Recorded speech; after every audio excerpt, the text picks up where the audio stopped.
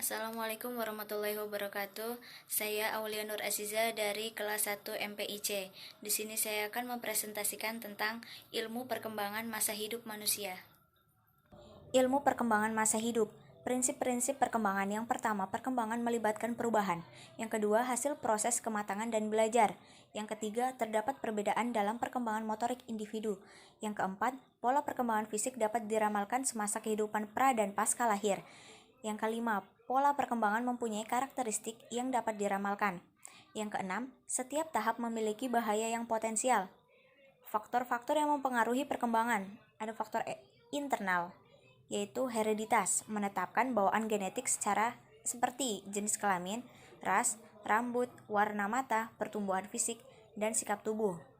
Yang kedua ada temperamen, ditandai dengan alam perasaan psikologis di mana anak dilahirkan memengaruhi interaksi antar individu dan lingkungan.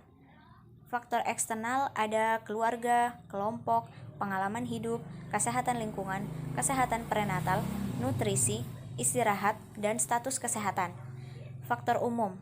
Yang pertama ada inteligensi.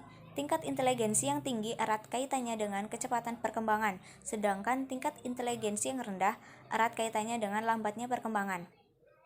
Jenis kelamin memegang peranan penting dalam perkembangan fisik dan mental seorang individu.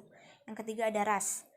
Anak-anak dengan ras Mediterania mengalami perkembangan fisik yang lebih cepat dibandingkan dengan Eropa Utara.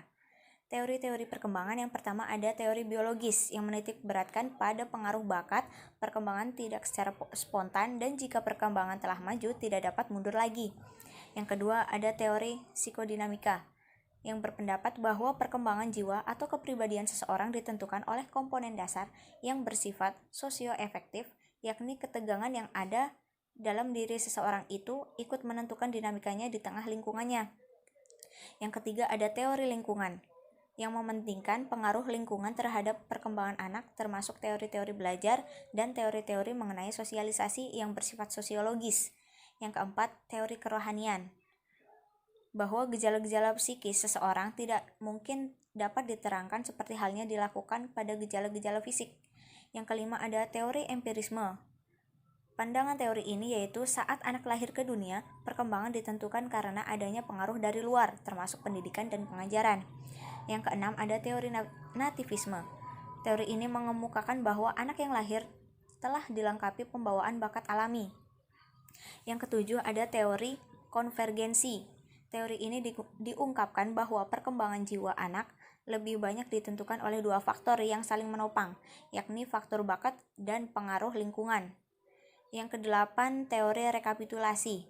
Rekapitulasi berarti ulangan, maksudnya bahwa perkembangan jiwa anak merupakan hasil ulangan dari perkembangan seluruh jenis manusia.